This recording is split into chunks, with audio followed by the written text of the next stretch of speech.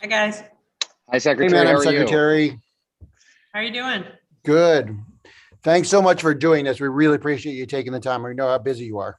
I'm happy to And do it. we'll keep this. We won't waste too much of your time. So, We Brez, will- why don't you kick us off? Yeah, we'll make this painless. Thanks, Madam Secretary.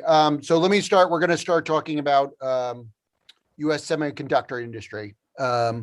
So the Senate just approved $50 billion in emergency funding for the U.S. semiconductor industry as part of that legislative package to take on China, the Innovation and Strategic Competition Act. But the House members are concerned about this, and they seem resistant to this kind of funding for what they say are profitable companies. What is your message to House members, and what are you and administration officials saying to them? And can you tell us who you're meeting with or talking to, or what efforts are you making is the administration making on behalf of this particular issue? Yeah, thank you. So we think it's absolutely vital.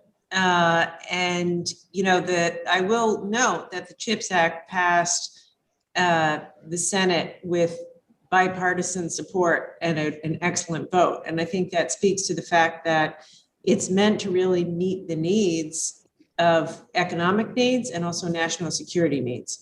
So I plan to engage robustly with members of Congress. And, I'm sure they have questions. Those are legitimate questions that you just raised. They will have their own questions. It's very important that the House runs its own process.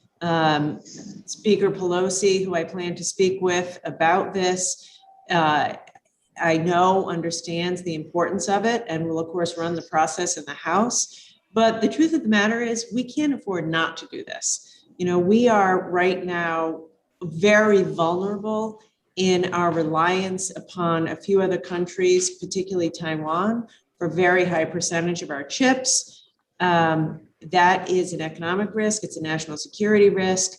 And we have to, do something to improve the situation. Let me ask you. Let me follow up there. Go Let me ahead, follow please. up there quickly. Do you have? So the House is going to run its process. Could you try to answer some of those questions for us? What do you say to people who say these are companies that make a ton of money and we don't want to give them a bunch more money to do something that they could probably do with off their own balance? Yeah, so I say a couple things. First of all, if we thought they could and would do it on their own, then this wouldn't be necessary. But the truth of the matter is they can't and they won't. And we want them to make these investments in America. And therefore, we're going to provide an incentive for them to put the jobs and the factories in America. Secondly, they need to put skin in the game.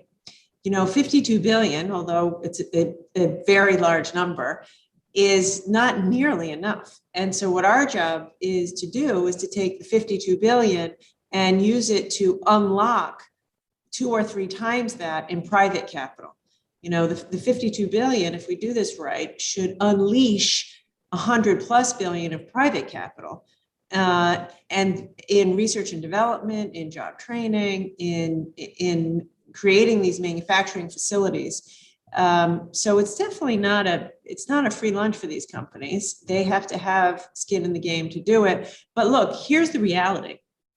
So right now, we make in America 0% of the world's most advanced semiconductor chips. Now, why does that matter? Think about your life today. You wake up in the morning, you use your cell phone, that requires chips. You use your Peloton, that requires chips. You get in your car, that requires chips.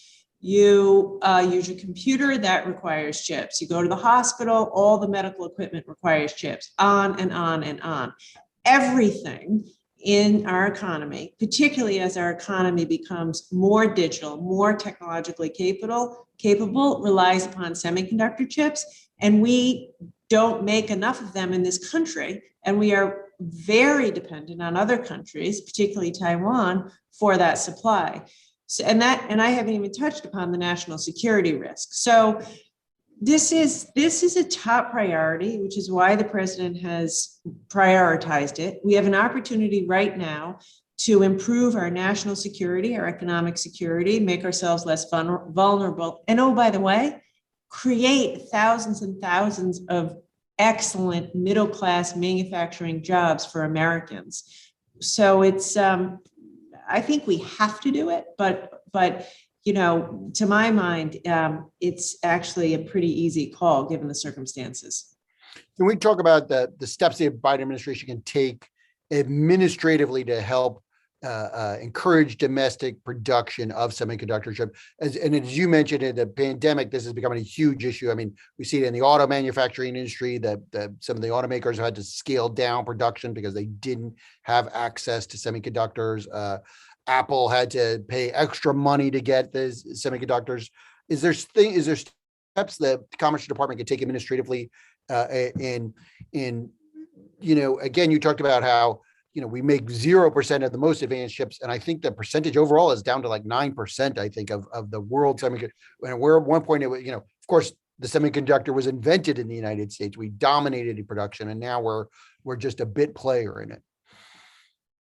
So, You're right, by the way. We were at 37%, and now, we're at about 10%. Yeah. And as I said, 0% for the most advanced chips. So it's a crisis at the moment. So, one of the first calls, among the first calls that I fielded when I became Commerce Secretary were from the CEOs of big auto manufacturers with panic in their voice, because they were literally having to close factories and furlough thousands of workers simply because they couldn't have access to enough semiconductors. And that, that obviously speaks to our vulnerability. And that's what I would say to any member of Congress wondering, do we have to do this? The answer is yes, because we can't afford to have thousands of workers furloughed. In any event, we have already started to engage, bringing together the suppliers with the consuming industries, like the auto industry, like the phone makers. And we've started to see some movement. What we can do is push suppliers to do everything they absolutely can to meet the demand, push the consuming industries to be realistic and transparent with their demand, and just really kind of force the parties to the table to be more transparent and responsive. That's about all we can do in the short run. The other thing we can do in the short run is more job training. We do hear from a lot of facilities that they could do more faster if they could fill the workforce. But truly, what needs to be done is a more long-term solution, which is what's being contemplated in the $52 billion.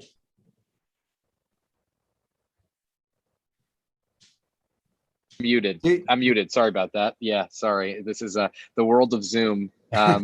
Can we shift gears to the care economy for a second? I want to talk a little bit about something that we are very consumed with up here on Capitol Hill, which is how Democrats are going to push across so many provisions that touch on your world as Commerce Secretary, frankly, in the care economy. I mean, from our point of view, every day we're up here, we hear people talk about the cost and how it's a 4-seat majority in the House, a 50-50 Senate. I mean, just give us your overview. And Brez, am I forgetting anything here? I mean, give us your overview about how you get this, what we kind of consider in our decades covering Congress, a transformational piece, set of priorities through a Congress that is, I would say, historically tight.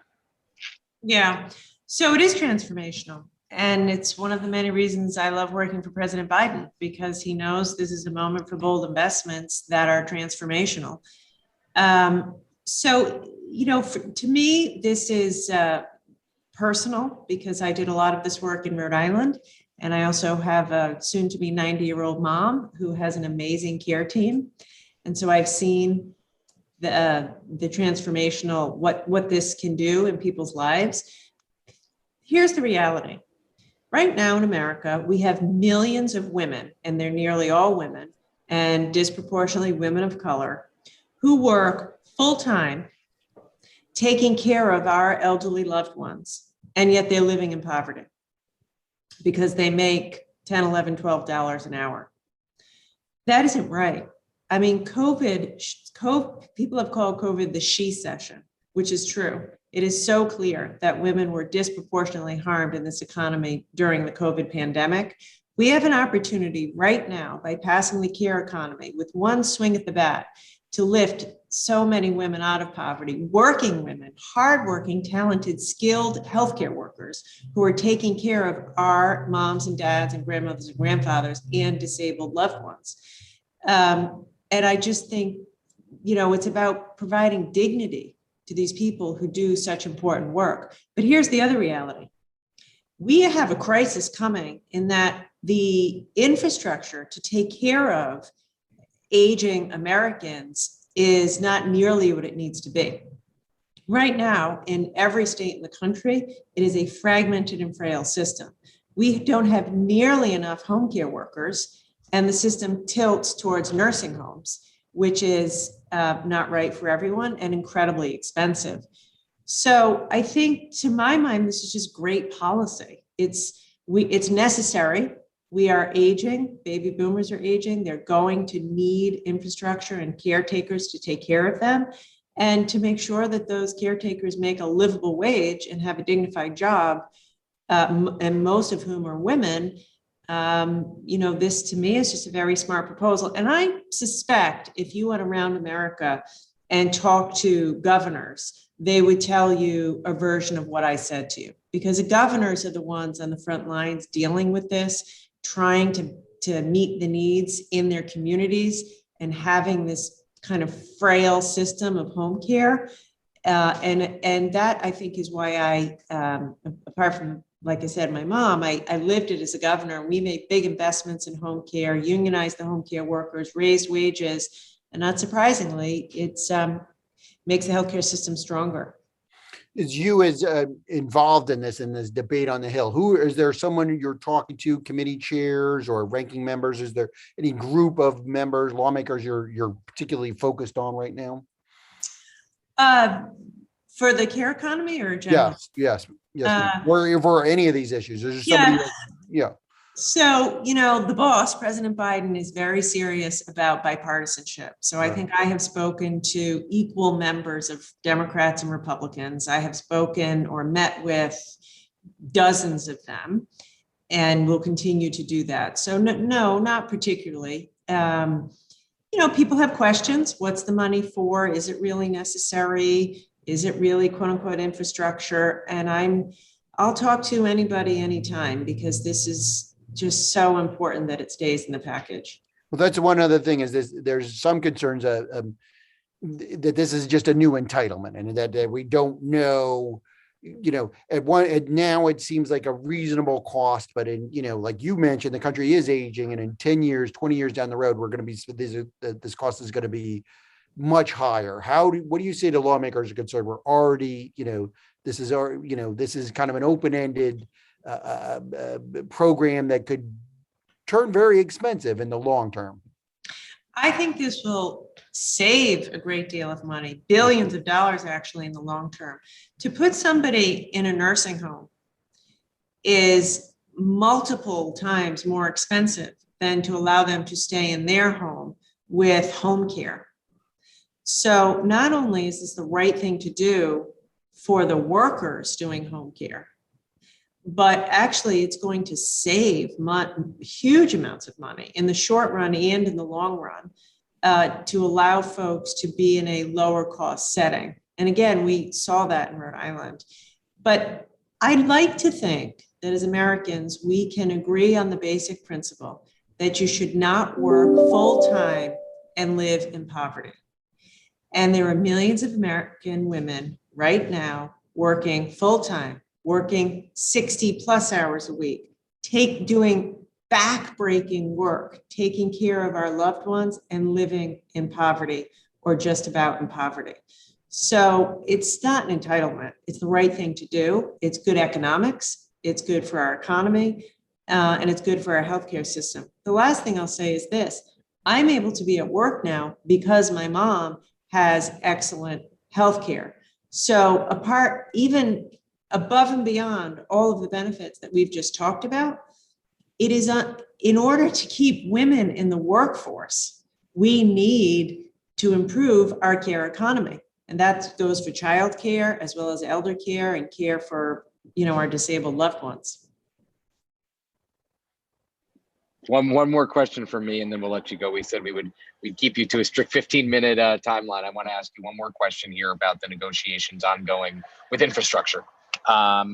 As we speak right now here on Wednesday afternoon, the administration, your colleagues in the administration are meeting with Republicans and Democrats to try to find a slimmed down compromise, infrastructure compromise. A lot of Democrats we talked to, the vast majority, I would say 80% say Republicans aren't honest brokers here, and they are making the president compromise on things he shouldn't be compromising on. You're very close to this issue. I'm curious how you view not the negotiations, but just the Republican Party as an actor in these negotiations. Yeah. So look, I think that in these negotiations, they are acting in good faith. They have stayed at the table with us for many weeks at this point, and I think they are acting in good faith. And the president is showing extraordinary leadership in staying at the table and pushing us all to come together to find a deal.